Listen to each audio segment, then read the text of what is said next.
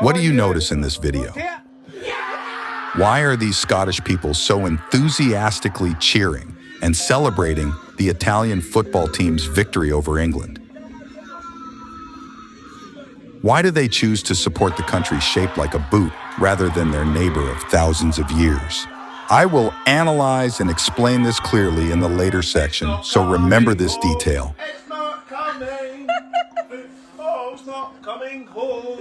When the UK officially held a referendum on what would later be known as Brexit, a significant event not only on a national or regional scale, but as an unexpected move on the global political chessboard.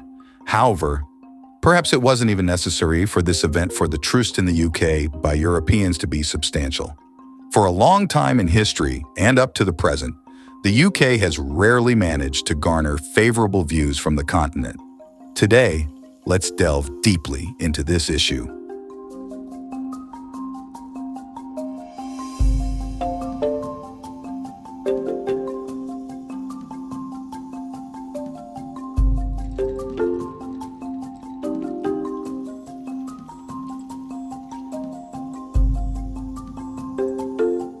If one were to bluntly state that Europeans hate the UK, it might seem biased and lacking objectivity. However, the reality of the underlying sentiment among the nations of Europe is not at all new. The irritation with the Foggy Isle has been and continues to be a common perspective among many Europeans. Many people around the world point to Brexit as the primary reason for this sentiment.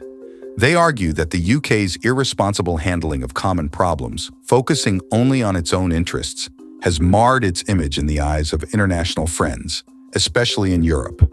Particularly, the prolonged negotiation process, taking nearly 5 years, has left EU countries feeling extremely exhausted. However, the truth is that the story of Brexit is just the tip of the iceberg.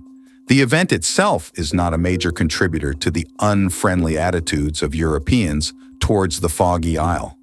This is clearly reflected in the figures from post-Brexit surveys conducted within Europe. The latest research by the political research and consulting firm Redfield and Wilton Strategies indicates that Brexit has not significantly impacted Europeans' views of the United Kingdom. Opinion polls in France, Germany, Italy, and Spain show that attitudes towards the UK, including thoughts and interest in the country, have remained unchanged.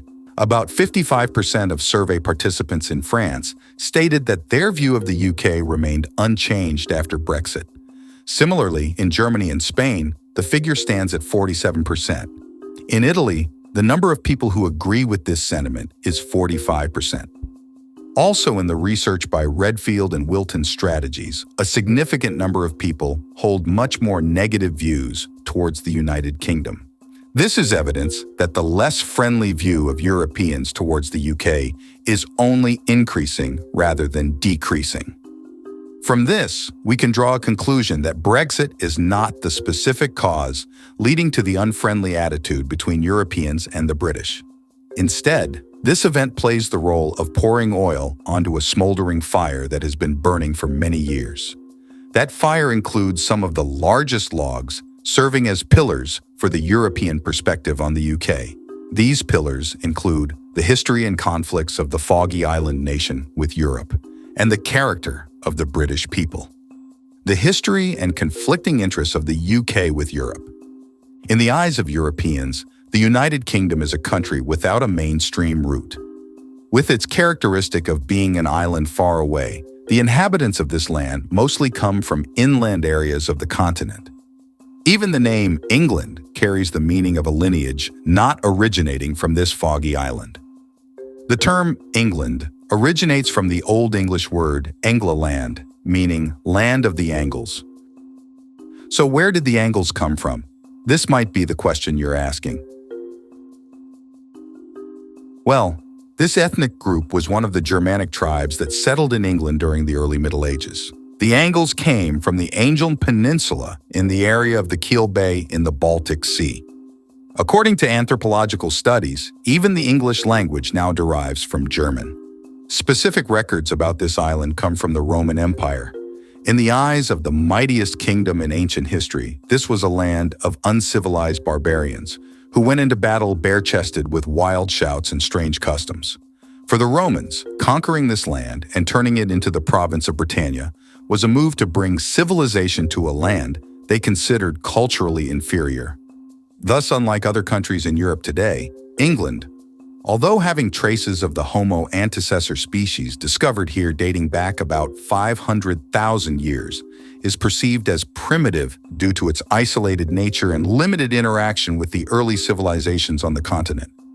This itself is a detail that diminishes the UK's standing in the eyes of Europeans, who are very proud of their own origins. After the Western Roman Empire fell around the 400s, their military forces also withdrew from the province of Britannia. From then on, England became a boiling battlefield among various peoples. Initially, it was groups of Germanic origin, like the Angles and Anglo-Saxons.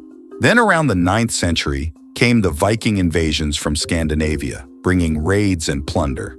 While this period is well documented in the history of continental European countries, everything in England remained chaotic. Contemporary texts describing this era are extremely rare, leading it to be described as a dark age. Things only began to settle when a Frenchman claimed the throne and took control of England as Duke William of Normandy. Ironically, England found stability through its frequent adversary, France. This conquest almost entirely replaced the English elite with a new French-speaking nobility. Moreover, many members of the current British royal family have roots in the House of Orange-Nassau in the Netherlands. It's not a coincidence that Europeans often view the UK as a rootless nation. During the Hundred Years' War with France from the 14th to 15th centuries, England often achieved significant victories, notably the Battle of Poitiers. The longbow victories became a source of pride for this island nation. However, the continent's inhabitants looked down upon England for its departure from the chivalric spirit. What's more, England was the ultimate loser despite employing deceitful tactics. During the Age of Exploration, when European nations rushed to the high seas, England also took advantage of its island's geographical position. Over centuries, the English built a vast empire spanning the globe. At its peak, they were the largest empire in human history, covering 25% of the world's landmass and ruling over more than 500 million people. Clearly, England's advantage beyond its shores did not sit well with Europe. However, due to objective reasons, there wasn't much they could do about it.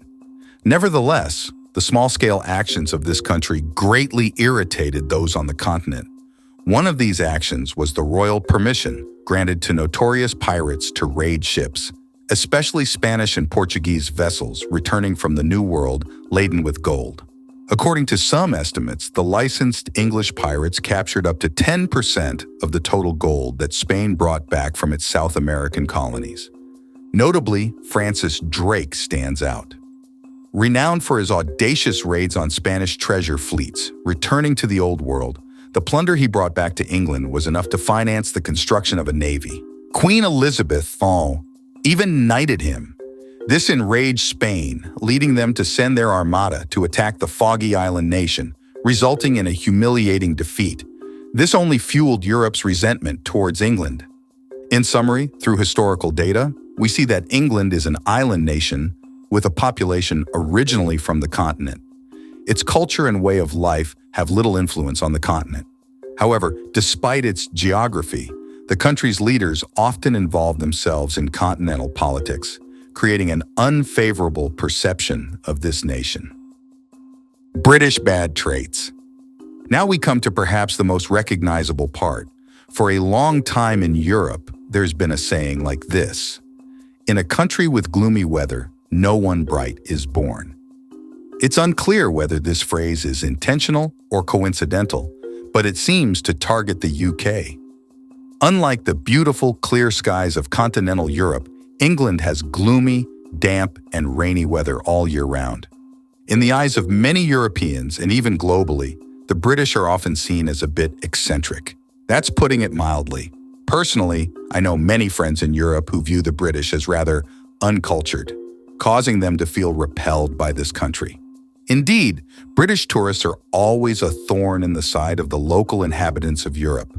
Their general image is too laid back, to the point of being messy, especially often drunk.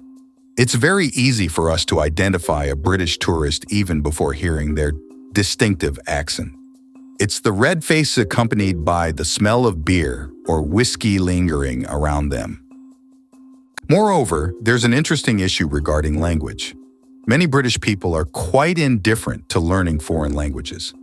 This phenomenon isn't hard to understand when English is clearly the most widespread language globally and is a necessary skill for any international citizen in this day and age. However, this view is completely contrary to the majority of Europeans who are bilingual or multilingual. In their eyes, the British people's laziness in learning foreign languages is a form of arrogance, relying on the grandeur of the British Empire and especially the colonialist attitude of looking down on other nations around them. This also connects perfectly to the Brexit issue, making Europeans even more aware that the British themselves do not have much empathy for the common difficulties faced by Europe.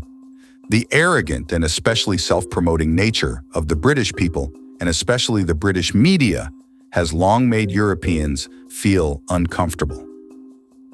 At a meeting of the European Council during the Brexit negotiations, Nigel Farage, representing the UK, loudly challenged the other countries and even bluntly said, "There's no national TV station, there's no national newspaper.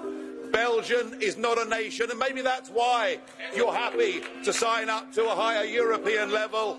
Well, if Belgium wants it, that's fine, but I can assure you, and you can scream and shout all you like, just look at the election result. You're losing, folks. You're losing. Brexit is the first brick out of the wall. You've learnt none of the lessons. The days of this project are over. We want to live in nation states, not false artificial creations." Thank you, everybody. Have a lovely time. Oh, enjoy the European elections next year. They're going to be great fun. For now, let's not discuss the correctness of this statement, but it's clear that denigrating an entire country, or even higher, aiming at the harmony of the entire Europe, is an action deeply offensive. Speaking of their favorite aspect of sports, football, their arrogance is even more evident. With pride in being the originator of the most beloved sport worldwide, this country doesn't hide it and always believes that English football is number one. It has become a tradition that every time the English team takes the field, their media elevates them to the skies with phrases like "Dream Team" or "World's number one stars" on display. Perhaps it's this arrogance, along with the proudly self-assured chant "Football coming home," that has led us to see memes about the English team like this, and even like this. And it's not surprising that all of Europe celebrates enthusiastically when Italy wins against England at Wembley, the home stadium of the English. The world truly is a fascinating and strange place, isn't it? In conclusion, no matter how hard we try to ignore it, we cannot deny that a significant portion of Europe holds unfavorable views towards the UK. From history to the present, the continent's inhabitants have, are, and will always see this island nation as a rather peculiar part of their own. What do you think about this issue? Let us know in the comments. For now, goodbye and see you again.